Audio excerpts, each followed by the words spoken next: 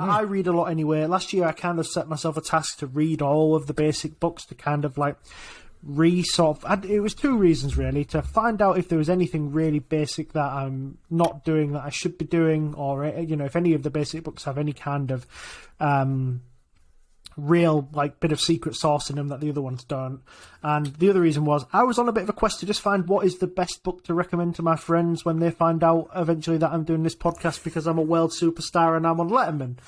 And I actually found out that I read 30-something books last year, and I found out that the Psychology of Money, which was like one of the first I think I actually read properly, is probably the best one. So that was a thorough waste of my time. So this year I'm going to read, and this isn't my New Year's resolution, I'm just telling you why it isn't my New Year's resolution. I'm going to read 15 good books. I'm not going to mess around trying to read as many as possible. I'm just going to read 15, maybe more, depending on how I get to, but I'm aiming to read 15 books that I'm really interested in. That's not my goal. I also thought about perhaps doing more steps. COVID and Christmas was not particularly kind to me after finding 6 Tony's Chocolonely wrappers in my man cave when I cleaned it out. But steps is boring. I think I'm never going to do that. I ain't set foot in a gym in about 15 years, and I don't think I've got any intention to do it. And to be honest with you, I'm saying 15, and it's one of those things where you can hang on a second. I'm 35 now. It might be 20. But so my actual New Year's resolution is, and it's as boring as ever, is just to fill my ISA again. And the reason it's on this list and it's not like a formality like it has been the last couple of years is that we've got a lot going on next year, and it's going to be quite an expensive year for us, as well as all the bills and what have you. I don't think they'll make a massive dent in our actual savings spending. They'll come out of what's left on the other side of it. But I think I can figure out in my head how I'm going to get to about halfway. But on top of to get the rest of the way, it means I'm going to have to work pretty hard at work because we get two bonuses, one based on our sales and one based on the overall sales of the whole team. So we get a team bonus and an individual bonus. The individual bonus is uncapped. So essentially, so long as I absolutely work my nuts off, I can get a pretty decent bonus out of that. So I did about $750,000 of sales last year. And I probably need to double that to get a decent bonus out of it. So my New Year's resolution has a little bit of energy needed tied into it. So I guess that's it.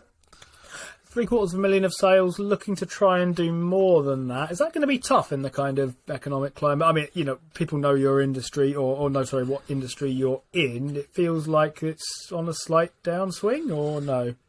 Yeah, it's almost definitely on a big downswing, but the difference is that there's still work out there for me to be busy every day. I'll make no bones about it. I'm not the hardest working person in the world. Today I got a little bit bored and made the Boss Hog YouTube channel a logo by feeding data into an AI algorithm rather than doing my actual job.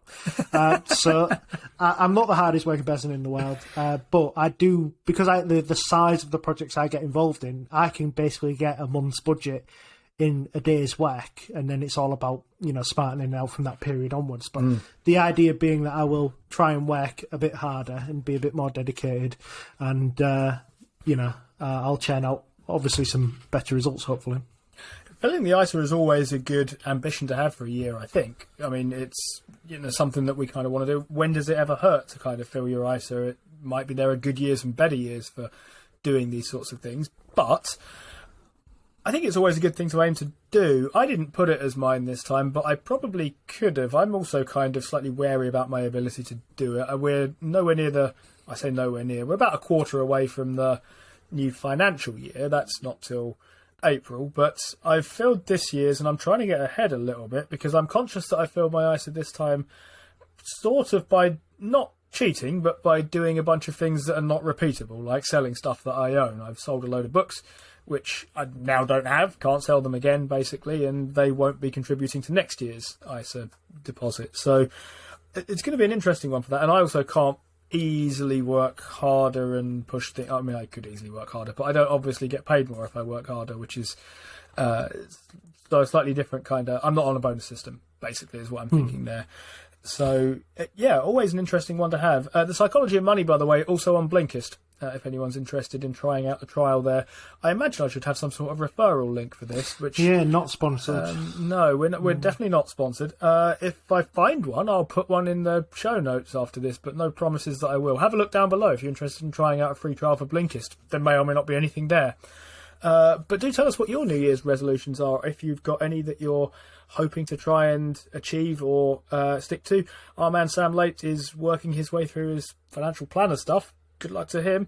And let's all try and achieve things together, like a sort of proper personal financing YouTube thing where you can chart our journey. I'll produce a graph of the number of days this month I've got up before 5 o'clock, and Steve will show you an ISA tracker. There we are.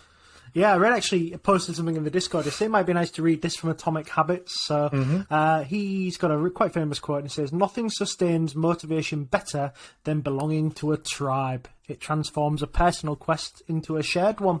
There you go. Invest along with the Steves and Paul when he's here. And occasional Paul.